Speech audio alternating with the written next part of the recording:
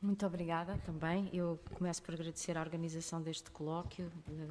o acolhimento gentilíssimo, o ambiente muito simpático e, em particular, ao Miguel Faria, à Cristina Castelo Branco e ao meu colega José Manuel Fernandes. Obrigada a todos. Eu começo por vos dizer que não tenho nenhum documento novo para vos trazer que venha esclarecer cabalmente as dúvidas em torno do processo de concepção da primeira versão conhecida da estátua equestre de Dom José I e para confirmar ou infirmar as alegações de Machado de Castro proferidas, e é bom que se diga, à distância de muitos anos, visto que Eugênio dos Santos morreu em 1760 e a descrição analítica da execução da estátua equestre foi impressa em 1810. Mesmo assumindo que a redação do texto seja, obviamente, anterior, estamos perante um hiato temporal significativo e não nos podemos esquecer que, por mais periférico, para pegar na palavra que usaste há bocadinho, por mais periféricos que fôssemos, e geograficamente, realmente, pelo menos isso, éramos de facto periféricos, durante este lapso temporal muita coisa aconteceu e muita coisa teve que mudar. Portanto, Machado de Castro dá de barato que desde as ideias de Eugênio dos Santos até ao momento em que ele começou a pegar neste problema da estátua equestre, nada aconteceu. Eu diria que, mesmo assumindo, portanto, que a redação do texto, sobretudo das páginas iniciais, possa ser mais antiga do que a data da impressão da obra, a distância é suficientemente grande para que a verdade psicológica de Machado de Castro resulte bastante diferente dos acontecimentos, ou pelo menos possamos presumir isso. Convirá não esquecer que à data da publicação da descrição analítica, nem Eugênio dos Santos, nem Reinaldo Manuel dos Santos poderiam refutar ou confirmar o testemunho de Machado de Castro. Reinaldo, por certo, nunca o faria, agora não é o teu apelido, por se ter tornado amigo pessoal, porque entretanto se tornou amigo pessoal de Machado de Castro, como se comprova a partir do testemunho do escultor e do dever de gratidão para com ele, porque nesse atestado sobre as competências do arquiteto, incluído no processo de habilitação de Reinaldo Manuel à Ordem de Cristo, Machado de Castro arredonda-lhe o currículo profissional, afirmando, entre outras coisas, que o seu amigo tinha sido ajudante de Eugênio dos Santos, informação ou dado que é corroborado por dois subalternos, cujos nomes a minha colega Maria Calado publicou na sua tese sobre o Reinaldo Manuel. Depois eu terei o texto devidamente anotado para a versão que for para publicação. No entanto, lamento informar que Reinaldo nunca foi ajudante de Eugênio dos Santos. Castro mentiu conscientemente, não sei, ou limitou-se a retocar a verdade, também não faço ideia. No entanto, quanto a Eugênio dos Santos, há muito que estava morto e, por isso, impedido de contraditar Machado de Castro. Camilo Castelo Branco, o nosso escritor Camilo Castelo Branco, contou 659 títulos sobre a estátua equestre, em português e em línguas estrangeiras. Todavia, apesar da aparente abundância, temos pouquíssima informação segura sobre os contornos desta encomenda, nomeadamente quem elaborou o programa iconográfico e sobre o processo de ideação que precedeu a feitura dos desenhos, que pertencem atualmente à Academia Nacional de Belas Artes e que devem ter vindo da Casa do Risco e Obras Públicas, juntamente com o espólio de livros que foi possível salvar do incêndio que destruiu integralmente o edifício em 1916, numa ala, como é sabido, do Arsenal. Um destes desenhos, o da vista lateral, contém a assinatura de Eugênio dos Santos, que aqui eu mostro numa versão trabalhada em Photoshop, não é a digitalização do desenho de Eugênio dos Santos, ou assinado por Eugênio dos Santos para a estátua equestre, porque ele está em condições muito difíceis de fotografar, uma vez que tinha, quando eu estive com esse desenho, uma vez que tinha um vidro e a própria assinatura está quase escondida por trás da moldura que está à volta do desenho. Mesmo admitindo que os desenhos são da sua autoria, e há também que ouvir muito bem os argumentos do próprio Machado sobre esta matéria, não é crível que Eugénio dos Santos tenha sido responsável pelo programa iconográfico. Aliás, nós já ouvimos hoje de manhã a Charlotte, corrige-me se eu disser mal, a Charlotte pressupôs justamente aquilo que é a minha hipótese, que me parece a hipótese mais óbvia, e já veremos porquê. O assunto era demasiado importante para ser entregue a um arquiteto, e eu sou arquiteta de formação, portanto estou muito à vontade para dizer isto, mesmo ao diretor das obras públicas. Não leiam qualquer ironia nestas palavras. Em Portugal era muito mais fácil que um programa iconográfico, para não dizer mais coisas, saísse da cabeça de um amanuense ou de um nobre e não de um erudito ou de um artista. Como é conhecido, o programa mereceu a maior repulsa a Machado de Castro, por diversos motivos. Por exemplo, por causa da colocação do leão entre as patas do cavalo de Dom José. Aqui neste desenho vê-se, faz-se um cotejo que eu chamava a atenção, não vou ter muito tempo, porque não queria de facto exceder o tempo que me foi dado, mas é muito curioso o cotejo entre os desenhos atribuídos a Eugénio dos Santos e as cópias que o ajudante da Casa do Risco, António Stoppani, fez para entregar a Machado de Castro. E desenhos esses que o próprio escultor diz que foram feitos à transparência de um vidro com a luz e que são bastante diferentes dos próprios desenhos do Eugénio dos Santos. E não é preciso ser muito perspicaz para reparar como a expressão do leão é diferente, a pata do cavalo está mais alta, etc. Portanto, há uma série de detalhes que são consideravelmente diferentes, embora isso para os argumentos ou esses aspectos para os argumentos de Machado de Castro não tenham grande importância. Tem importância a outro nível que eu infelizmente não vou ter tempo para poder falar, mas que depois deixarei no texto. Bom, Castro teria mais razão se de facto falasse na qualidade da fisionomia do bicho do que propriamente na sua posição relativa. De facto, a cópia de Stoppani acentua esses traços fantasiosos do original, portanto é quase um leão com o rosto humano, é assim um leão muito pouco leão. E por causa dos dois grupos escultóricos que ladeiam o pedestal. Portanto, é sobretudo sobre estes dois aspectos que começa a argumentação de Machado de Castro. Para Castro é clara a desproporção entre os volumes do elefante, mesmo reduzida à dimensão de uma cria, e o cavalo, apesar dele apresentar as patas dianteiras levantadas. Para o escultor, nem as asas das famas conseguem anular o desequilíbrio entre a parte esquerda e a parte direita. Aqui tinha um pormenor, desculpem que eu já tenho isto tudo baralhado. Portanto, cá está, num pormenor do desenho de Eugénio dos Santos, os dois grupos escultóricos, o grupo da esquerda que representa a Europa, o grupo da direita que representa a Ásia e que é representado por um elefante de pequena escala, uma espécie de Dumbo, fofo, apetitoso, que não tem aquele ar imponente que se calhar daria jeito de colocar aqui, mas que depois criaria gravíssimos problemas de equilíbrio entre o lado esquerdo e o lado direito do pedestal. Todavia, parece-me que o resultado, apesar de ser um pouco estranho, por causa da escala do elefante e de percebermos que tem que ser um elefante bebê, a desproporção não é tanto visual, mas sobretudo de caráter semântico. E, de facto, Machado de Castro não consegue verbalizar isso porque ainda lhe faltam os vocábulos da linguística para poder verbalizar estas diferenças. Da investigação que realizei sobre a atividade profissional dos arquitetos e engenheiros na corte portuguesa, entre os reinados de Dom João V e Dom José, eu não encontrei evidências que estes dois grupos de profissionais tivessem autonomia para tomar decisões com a importância de uma estátua régia para a praça mais importante da cidade, sem que a hierarquia se pronunciasse ou fornecesse as diretrizes necessárias. Também não subsistem outros desenhos de Eugénio dos Santos, para além dos desenhos de arquitetura, para podermos afirmar com segurança que os dois desenhos que fazem parte da coleção da Academia Nacional de Belas Artes são mesmo da sua mão. Machado de Castro chega até a colocar a hipótese, que eu não sei se será um mero artifício retórico ou se de facto está convicto da possibilidade de não serem do Eugénio dos Santos, embora a partir do momento em que ele apõe a sua assinatura, ele assume a responsabilidade desse documento, não é?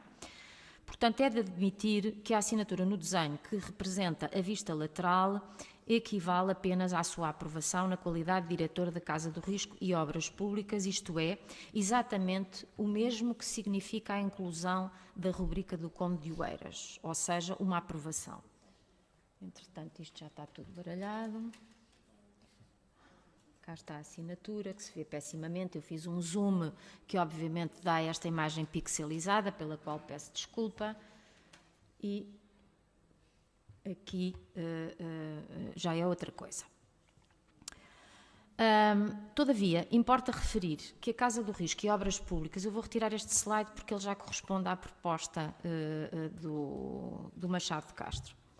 Todavia, importa referir que a Casa do Risco e Obras Públicas, como uma instituição e um espaço com esta designação, não existiu em vida de Eugênio dos Santos. Isto é uma coisa que é conhecida, mas normalmente muito esquecida. Dito de outro modo, o cargo que, para simplificar, é costume atribuir-lhe, primeiro diretor da Casa do Risco e Obras Públicas, foi, na verdade, um conjunto de nomeações que se sucederam ao longo do tempo e que só se unificaram depois da sua morte, quando Carlos Mardel sucedeu em todas as incumbências relacionadas com a reconstrução da cidade depois do terremoto, para além de outras incumbências. A instituição que viria a chamar-se Casa do Risco e Obras Públicas, pelo menos já se chamava assim, numa fase mais tardia do século XVIII e, obviamente, à data do incêndio, não existia antes de meados de 1761. Portanto, a instituição e, sobretudo, o sítio, não é? O sítio físico, Casa do Risco e Obras Públicas. Eu comprovo isso através de documentação que publico e o próprio Vieira da Silva, o nosso licipógrafo mais ilustre, refere até uma data um bocadinho mais tardia do que a minha proposta, que é a data de 1768. Portanto, ele ainda corrobora a minha proposta de que, de facto, antes de 61 não podemos falar de Casa do Risco e Obras Públicas. Apesar de existir essa instituição criada e implícita na própria reconstrução. Assim, apesar dos pedidos de Eugênio dos Santos para que lhe arranjassem um espaço com condições para acolher a Casa de Riscar, que essa sim é a expressão que aparece na documentação da época, e 5 ajudantes, o que nos faz intuir que o homem estava completamente inundado de trabalho e sem quem lhe acudisse. E esses pedidos são insistentes, são pedidos feitos à Junta do Comércio, mesmo com a representação de 25 de abril de 1758, isto é, em pleno período de arranque das obras, o Estado tardava em dar essa resposta e, apesar da Junta aprovar essa necessidade e reconhecer essa necessidade, Casa de Riscar viste-la e ajudantes apenas 3 e já estava muito bom. Ponto final.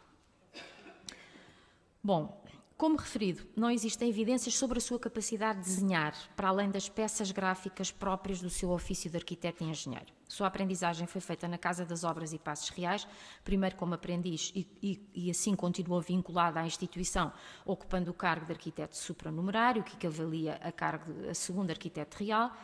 e aprendeu também na Academia Militar, onde os estudos de matemática e geometria não preparavam para um tipo de desenho que é próprio dos pintores e dos escultores. No entanto, o problema da estátua equestre ou da encomenda da estátua equestre não se esgota na questão autoral do desenho, que é, enfim, até a nível dos meus interesses pessoais, aquilo que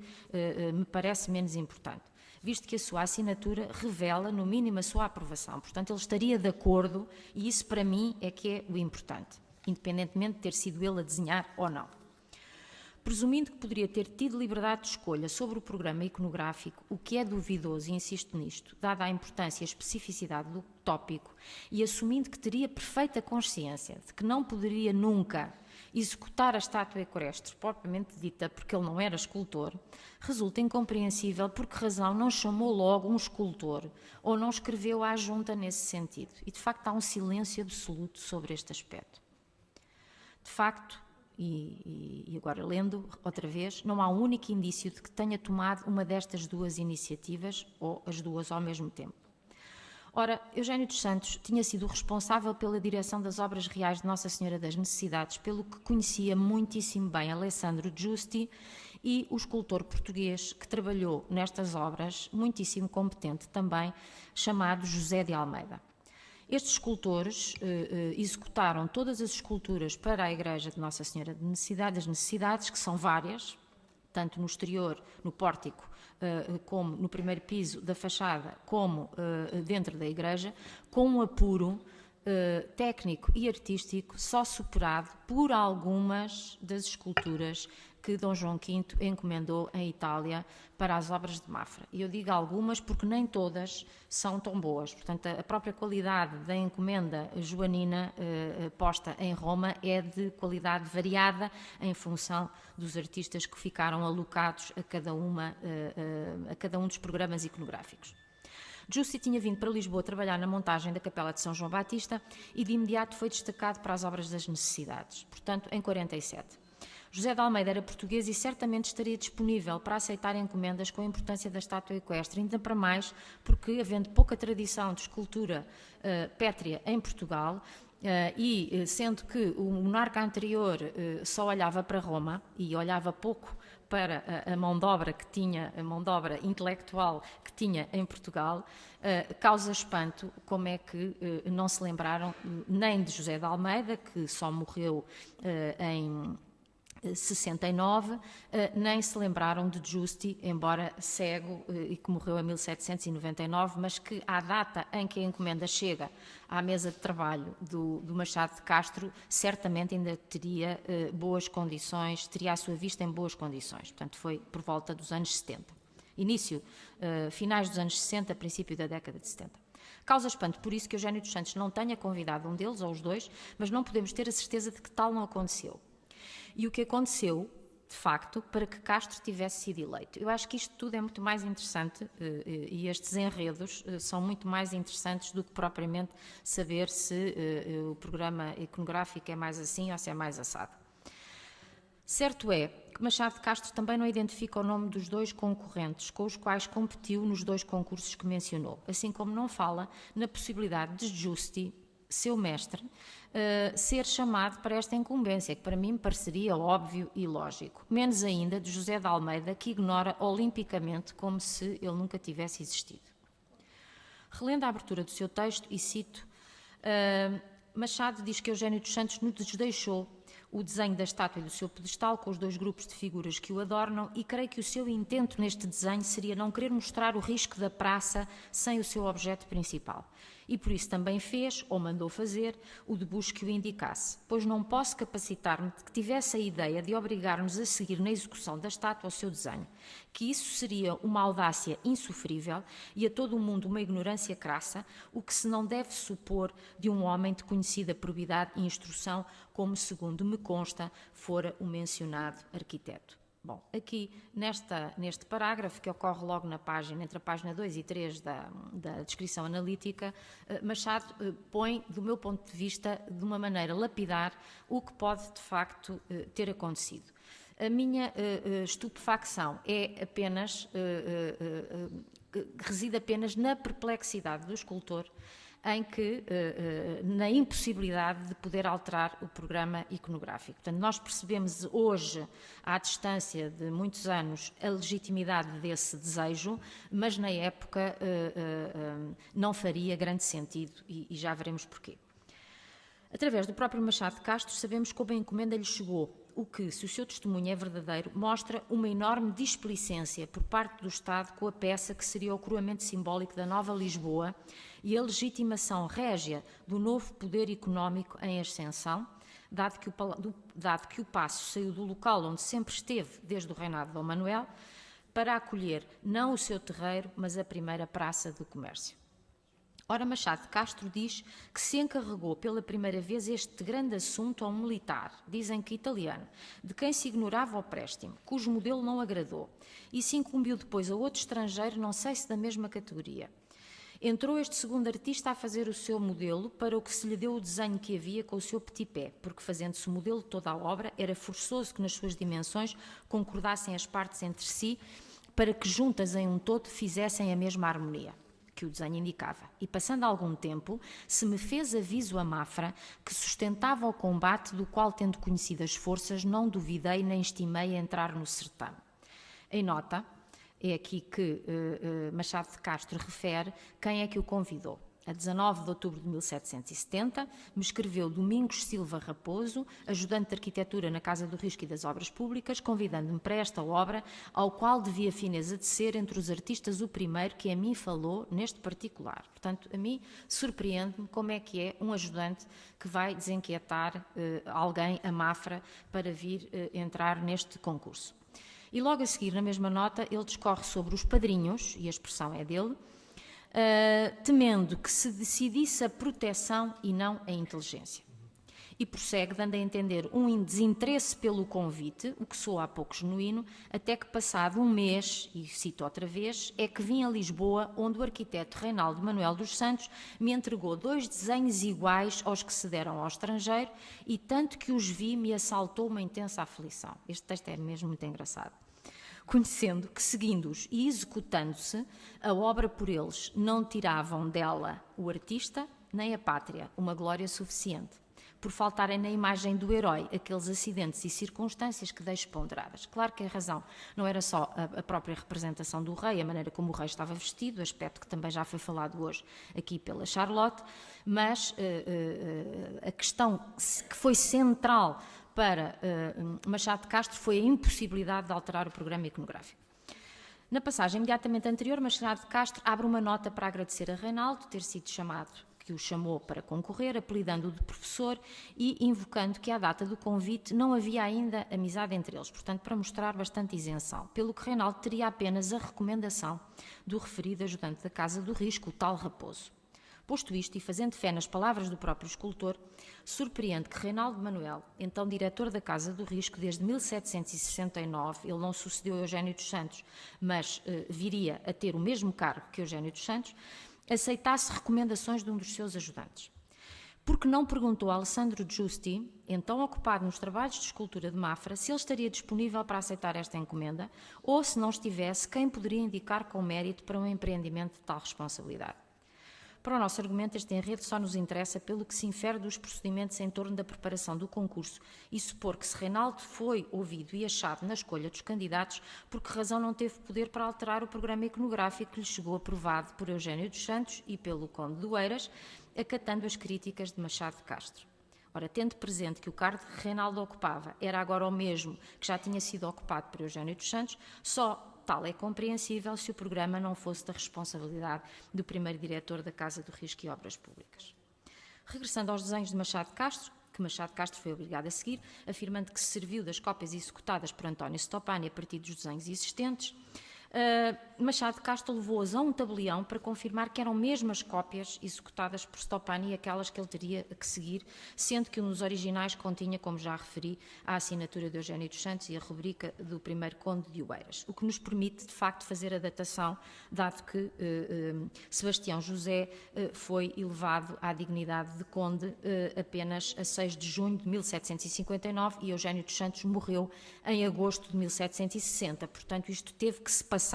neste entrementes. Ora, nessa atestação reconhecida pelo notário, Stoppani diz que Machado de Castro era capaz de melhorar a invenção e mais qualidades destes desenhos e, querendo assim fazê-lo, se lhe não consentiu. Eu, de novo, acho extraordinário que um ajudante se disponha a fazer este tipo de comentários, obviamente porque ninguém está a ouvi-los, porque se estivesse a ouvi-los isto soaria, no quadro do antigo regime, a uma grande afronta e até a uma grande falta de respeito com a sua própria hierarquia. E a explicação, para mim, só pode ser uma. O programa não era nem de Eugênio dos Santos, mas de alguém cuja influência ao poder se manteve incólume decorridos cerca de 10 anos sobre a aprovação que o Conde de Oeiras tinha dado e a morte do primeiro diretor, Sebastião José, obviamente. No entanto, como é conhecido, Machado de Castro conseguiu fazer algumas alterações. E conseguiu eliminar o leão, substituindo-o por serpentes. Alterou as vestes do monarca, mas não como lhe parecia adequado. Mas teve de aceitar as representações da Europa e da Ásia, 2 continentes, como ele diz, cultos e civilizados, representados por brutos, o cavalo e o elefante, enquanto que a América e a África eram representados por figuras racionais, incoerência tão despropositada que a todos se manifesta. Regressando aos desenhos, Machado de Castro recusa Eugênio dos Santos de ter copiado um dos projetos a concurso para a estátua equestre de Luís XIV no Faubourg de Saint-Antoine, em Paris, publicado por Jacques-François Blondel na sua Architecture Françoise, em 1752. De facto, há algumas semelhanças com o desenho de Charles Lebrun, mas é excessivo chamar-lhe cópia. Em primeiro lugar, porque o termo não tinha, em 1759, a mesma conotação que Machado de Castro lhe atribui no seu texto. E em segundo, porque não se trata de uma cópia servil. Um dos grupos escultóricos tem, de facto, semelhanças, mas a sua colocação relativamente ao pedestal é diferente e a proporção entre o cavalo e o cavaleiro relativamente ao pedestal também é consideravelmente diferente. Acresce que Blondel considera francamente melhor a proposta de Perrault no que se refere à estátua equestre. E reparem que Perrault coloca justamente os dois leões, que ele diz que são symbole de la valeur, considerando que a figura pedestre teria sido preferível. Ora, Blondel é omisso na descrição da estátua e dos grupos escultóricos de Lebrun, o que, dada a dimensão da imagem, inviabiliza uma leitura mais detalhada. Assim, mais do que uma cópia de Lebrun, o autor do programa da estátua equestre integrou um dos leões do projeto de Perrault, embora muito mais pequeno comparativamente com a dimensão do cavalo e fazendo o reporte a esta imagem que tem à vossa frente. E inspirou-se, de facto, num dos grupos escultóricos de Lebrun, mas ignorou a preferência de Blondel pelas estátuas pedestres. De facto, é conhecida a influência da cultura francesa em Eugênio dos Santos, aliás, ela é atestada pela importância e pelo volume e número e importância dos títulos que fizeram parte da sua biblioteca pessoal, mas reparem que há aqui, num dos poucos modelos que estariam à disposição de Eugênio dos Santos, uma reinterpretação desses temas e uma escolha, alguma escolha. Ao invés, Machado de Castro seguiu Blondel e propôs uma estátua pedestre, da qual existe um lindíssimo modelo de cera patinado a ouro. Ai, desculpem que eu tenho isto tudo fora do sítio, porque este é que é o Arco de Triunfo do Lebrun. Este é o do Perrault e aqui é que está o modelo de cera patinada a ouro que nós temos aqui muito perto de nós na belíssima exposição patente no Museu da Arte Antiga. Ao contrário de Eugênio dos Santos, o escultor dispôs da obra de Pierre Pat, publicada em 1765, que lhe forneceu muita informação sobre as estátuas de Luís XV espalhadas por várias cidades de França. E a listagem e essa obra de Pierre Pat forneceu-lhe também muitas estátuas, a informação sobre muitas estátuas equestres erguidas em diversas cidades europeias, estátuas que incluiu no seu catálogo entre as páginas 319 e seguintes, portanto, permitindo-lhe também fazer prova de erudição. Eu tinha aqui um alinhamento de imagens que não vou ter tempo de passar com o detalhe que gostaria e que fazem parte, de facto, da nossa cultura visual de estátuas equestres, embora nem Eugênio dos Santos, nem Machado de Castro conhecessem a maioria destes exemplares, não é? Nem sequer por estampas.